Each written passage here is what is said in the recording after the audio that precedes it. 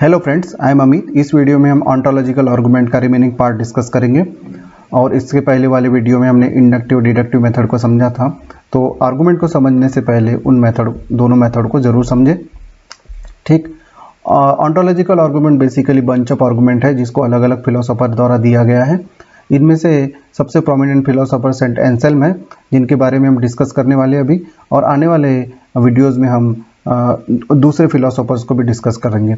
तो जैसा कि हमने डिडक्टिव मेथड में समझा था कि सबसे पहले हम गॉड का एक कंसेप्ट बनाएंगे और उस कंसेप्ट से हम गॉड के एग्जिस्टेंस को प्रूव करेंगे। ठीक, तो सेंट एंसेल्म कैसे डिफाइन करते हैं गॉड को? सेंट एंसेल्म बोलते हैं कि God is something than which nothing greater can be conceived. Conceived मतलब होता है थॉट, जिसके गॉड कोई ऐसी चीज़ है जिससे ऊपर महानतम चीज़ हम सोच ही नहीं सकते हैं। ठीक है, तो अब एंसेल्म आर्गुमेंट कर रहे हैं, तो देखिए कैसे आर्गुमेंट करते हैं वो। एंसेल्म कहते हैं कि मूर्ख कहता है कि वो ईश्वर को नहीं जानता, लेकिन वही मूर्ख जब वो ये सुनता है कि God is something than which nothing greater can be conceived, तो वो इस स्टेटमेंट को समझता है कि भगवान वो चीज़ है जिससे बढ़कर कोई दूसरी चीज़ हम नहीं सोच सकते हैं अपने दिमाग में। जब मूर्ख ये चीज़ समझता है तो इसका मतलब गॉड उसके थॉट में एग्जिस्ट करता है, गॉड उसकी अंडरस्टैंडिंग में एग्जिस्ट करता है। कैसे? मैं आपको एग्जांपल देता हूँ। मान के चलिए स्क्वायर सर्कल। अब आप स्क्वायर सर्कल से कुछ समझ पा रहे हैं क्या? नहीं समझ पा रहे। तो अगर आप स्क्वायर सर्कल से कुछ नहीं समझ पा रहे हैं तो इसका मतलब वो चीज़ आपके थॉट में एग्जिस्ट नहीं करती है। मतलब you could not understand square concept of square circle, hence it does not exist in your thought. इसी तरीके से सन ऑफ अ बैरन मदर, इससे आप क्या समझ में आया आपको? इसको आप नहीं समझ सकते हैं। ठीक, son of a barren mother, square circle, ये ऐसे कंसेप्ट है जिसके आपका दिमाग नहीं समझ सकता है। जब आपका दिमाग नहीं समझ सकता है तो आपके दिमाग में एग्जिस्ट ही नहीं करता है। लेकिन गॉड का कंसेप्ट क्या है? गॉड का concept, God is something than which nothing greater can be conceived. ये ऐसा कंसेप्ट है जिसको मूर्ख जब सुनता है तो वो समझता है। जब मूर्ख ने सुना और उसने समझा, इसका मतलब हो गया कि वो कंसेप्ट उसके दिमाग में एग्जिस्ट हो गया। ठीक, मतलब अब गॉड एटलीस्ट उसके थॉट में एग्जिस्ट करता है। ठीक, लेकिन इसका मतलब है कि गॉड पॉसिबल है, स्क्वायर सर्कल की तरह नहीं है। स्क्वायर सर्कल तो इम्पॉसिबल चीज होगी, मतलब गॉड का एग्जिस्टेंस पॉसिबल है। ठीक, अब being than which nothing greater can be conceived, ये सिर्फ थॉट में एग्जिस्ट करेगा क्या? ये सिर्फ थॉट में एग्जिस्ट नहीं कर सकता, क्योंकि एंसेल्म बताते हैं कि अगर कोई ऐसा बीइंग है जो थॉट में भी एग्जिस्ट करता है और रियलिटी में भी एग्जिस्ट करता है तो वो इस बीइंग से ज़्यादा महान होगा। ठीक है, मतलब अगर कोई ऐसा बीइंग है जो अंडरस्टैंडिंग में भी है और रियलिटी में भी है, मतलब ऐसा हम सोच सकते हैं कि वो अंडरस्टैंडिंग में भी है और रियलिटी में भी है, तो वो उससे महान होगा। किससे? जो सिर्फ थॉट में है। लेकिन हमने डिफाइन क्या किया? हमने डिफाइन कर दिया कि something than which nothing greater can be thought.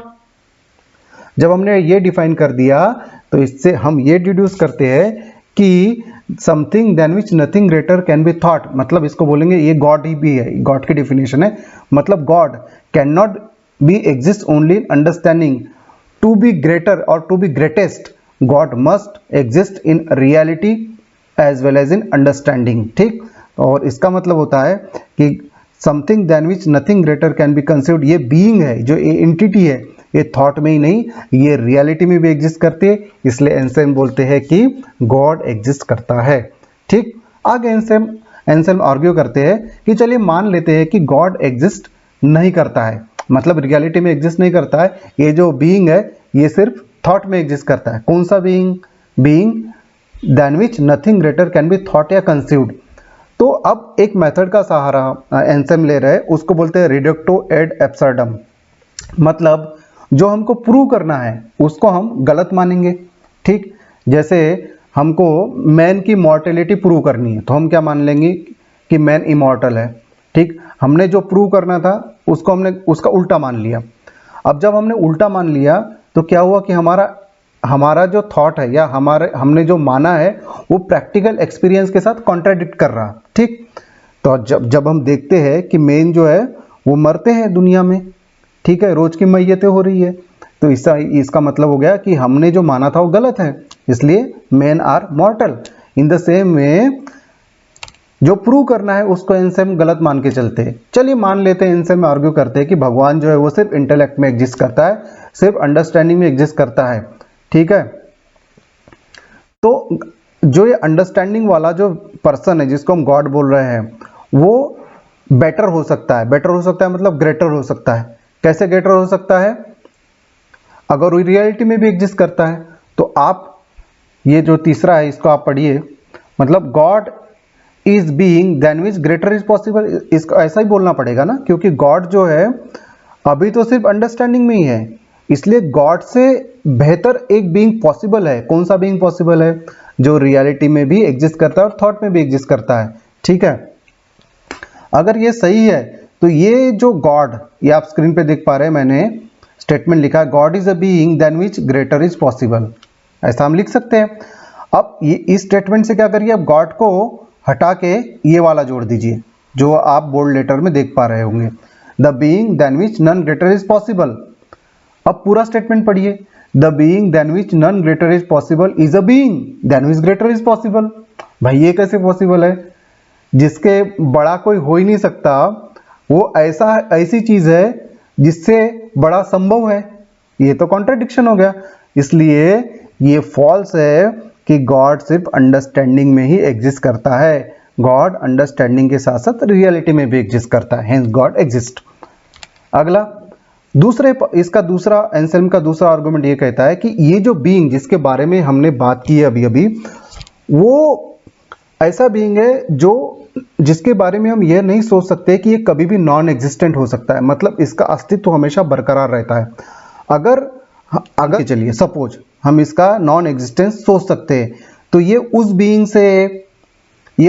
से कम ग्रेटर होगा जिसका नॉन एग्जिस्टेंस हम नहीं सोच सकते हैं, ठीक है। फिर से रिपीट कर रहा हूं, अगर ये बीइंग ऐसा बीइंग है जिसका नॉन एग्जिस्टेंस हम सोच सकते हैं, इन दैट कंडीशन ये जो बीइंग है कौन सा, the being than which nothing greater can be conceived. इस बीइंग का नॉन एग्जिस्टेंस अगर हम सोच सकते हैं तो ये उस बीइंग से छोटा होगा जिसका नॉन एग्जिस्टेंस हम नहीं सोच सकते हैं।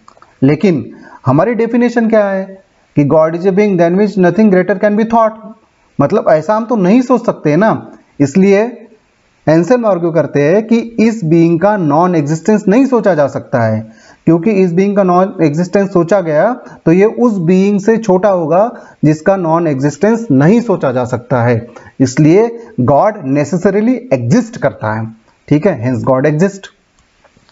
तो ये एंसेल्म के दो मेन आर्गुमेंट है।